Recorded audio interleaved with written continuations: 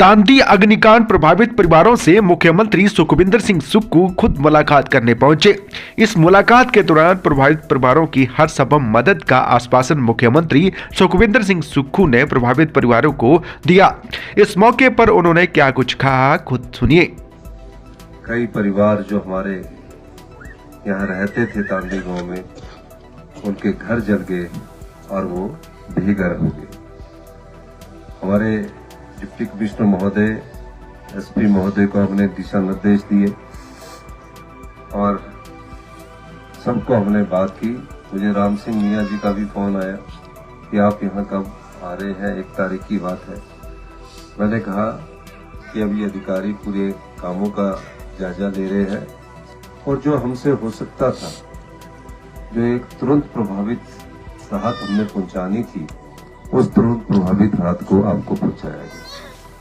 सब प्रकार से आपकी मदद करने की कोशिश की गई और मैं मानता हूं कि एक घर बनाने में कितना समय लगता है। जब घर बनता है तो उसके साथ अपनी यादें होती है, अपना रहन सहन का तरीका होता है, कौन सी चीज कहाँ रखी होती है वो परिवार के लोगों को पता होती है और सब चीजों का ख्याल उस परिवार की मुखिया, उस परिवार के रहने वाले बच्चे, बुजुर्ग, माताएं, बहनें, बहुएं सब करती है।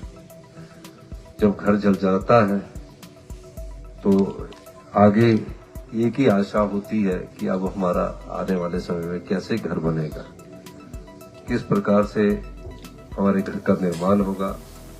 सरकार आएगी और कुछ राहत देकर चले जाएगी, लेकिन जब से हमारी सरकार आई है, हमने निश्चित तौर पर आपदा के लिए, जो आपदा प्रभावित पिछली बार परिवार थे, उनकी मदद की है।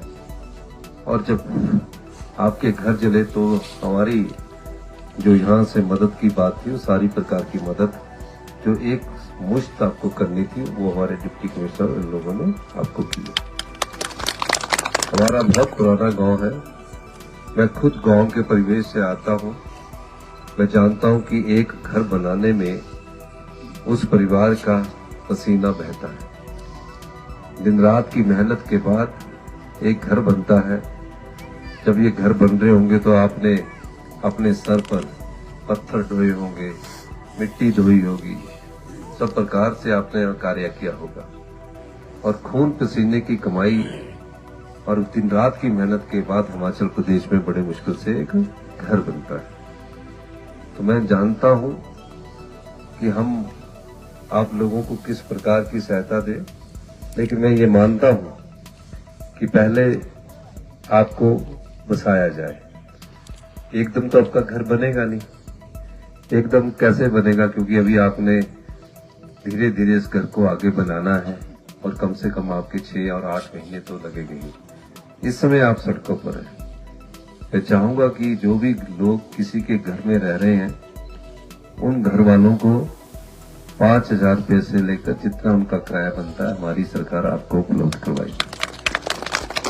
जो परिवार किसी के घर में रह रहे हैं, ताकि उस घर में रहने वाले परिवार को ये भी ना लगे कि कोई बोझ है।